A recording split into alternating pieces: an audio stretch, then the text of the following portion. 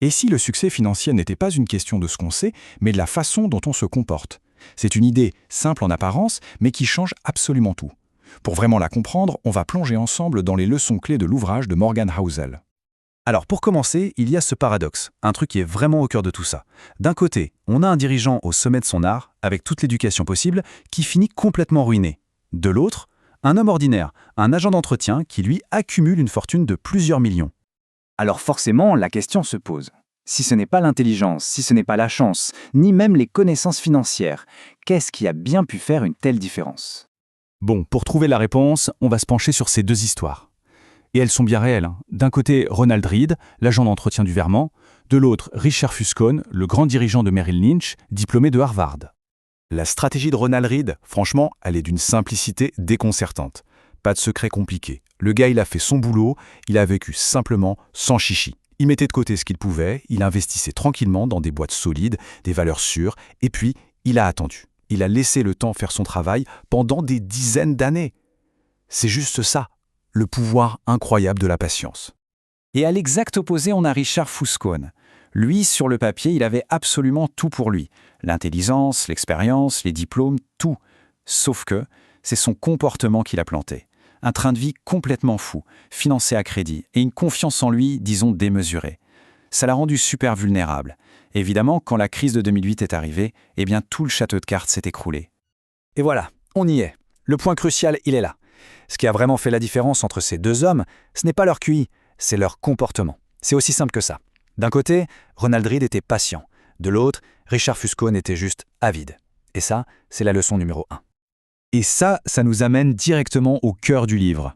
La finance, c'est un domaine assez unique. C'est peut-être même le seul où quelqu'un de tout à fait normal, sans formation particulière, peut complètement battre un génie sorti des plus grandes écoles. Comment? Simplement par sa manière d'agir.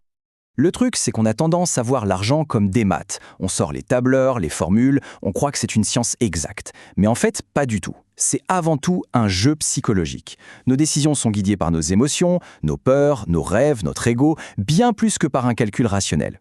Et c'est exactement pour ça que savoir des choses ne suffit pas. Allez, on passe à un autre principe psychologique super important, le danger du toujours plus. C'est cette incapacité à se dire « ça suffit », à savoir quand on en a assez. Et c'est un piège terrible, une pente glissante qui a fait tomber même les plus grands. Prenons l'exemple de Raj Gupta. Il faut d'imaginer. Il était le PDG de McKinsey & Company. Rien que ça. Le cabinet de conseil le plus puissant du monde. Le sommet du sommet. Sa fortune perso, 100 millions de dollars. 100 millions. Avec ça, il pouvait vivre tranquillement. Lui, ses enfants, ses petits-enfants, dans un luxe total. Il avait largement assez d'argent pour le reste de ses jours. Vraiment, il avait assez. Et pourtant, ça ne lui suffisait pas. Il a tout risqué, tout, dans une affaire de délit d'initié. Et pourquoi?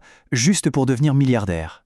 Il a mis en jeu sa réputation, sa fortune, sa liberté, tout ça pour de l'argent dont il n'avait absolument pas besoin. Résultat, la prison. Il y a cette citation géniale de l'auteur Joseph Heller. Il parle d'un gérant de fonds milliardaire et il dit « J'ai quelque chose qu'il n'aura jamais. Assez ». Et ça résume tout. Le but du jeu, ce n'est pas d'en vouloir toujours plus. C'est d'arriver au point où on peut se dire « c'est bon, j'en ai assez ». Et c'est peut-être la chose la plus difficile à apprendre en finance. Ce qui nous amène à un autre point crucial. Devenir riche et le rester, ce sont deux choses complètement différentes. Pour devenir riche, oui, il faut de l'audace, il faut prendre des risques. Mais pour le rester, là c'est autre chose, il faut de l'humilité et surtout une obsession, ne jamais tout perdre. Le contraste est vraiment saisissant, non? L'optimisme, le risque, ça peut bâtir des fortunes, c'est vrai. Mais pour la conserver, c'est la prudence, et même une pointe de paranoïa qui sont nécessaires. Rester riche, en fait, c'est un jeu de survie. L'idée, c'est moins de chercher le gros coup que de s'assurer de ne jamais être mis KO. Et pour illustrer ça, qui de mieux que Warren Buffett? Évidemment. Sa fortune est absolument légendaire. Mais ce qu'on comprend souvent mal, c'est comment il l'a vraiment bâtie. Alors attention, accrochez-vous bien au chiffre qui va suivre, parce qu'il change toute la perspective. Plus de 95% de la fortune de Buffett, il l'a gagnée après son 65e anniversaire. C'est fou, non? Ce n'est donc pas juste parce qu'il est un bon investisseur, c'est parce qu'il est un bon investisseur depuis très longtemps. Donc on comprend mieux. Son vrai super pouvoir, ce n'est pas tant son génie de l'investissement, c'est sa longévité. Le type a commencé à investir à l'âge de 10 ans et il ne s'est jamais arrêté. Il a traversé des guerres, des récessions, des crashs, il a tout vu. Et en survivant à tout ça, il a laissé les intérêts composés faire leur magie sans interruption. La clé, c'est la survie, juste être encore là. Et tout ça nous amène à la dernière grande idée. Si le but n'est pas d'accumuler sans fin, et si l'important c'est de durer, alors, au final, à quoi ça sert l'argent?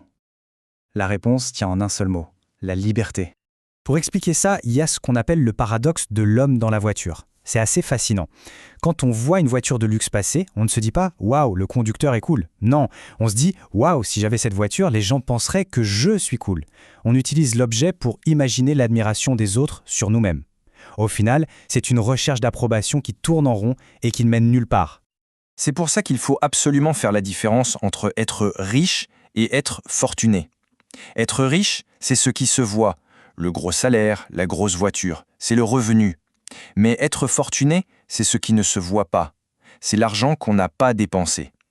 C'est cette richesse invisible, l'épargne, les investissements, ce qui achète non pas des objets, mais des options, de la flexibilité et du contrôle sur son propre temps. Et d'ailleurs, toutes les études psychologiques le confirment. Ce qui rend les gens heureux, ce n'est pas le montant sur la fiche de paie, c'est le sentiment de contrôler sa propre vie. L'autonomie, la capacité à faire ses propres choix, à gérer son temps comme on l'entend. Ça, c'est la chose la plus précieuse que l'argent puisse offrir. Finalement, la vraie richesse, ce n'est pas un chiffre.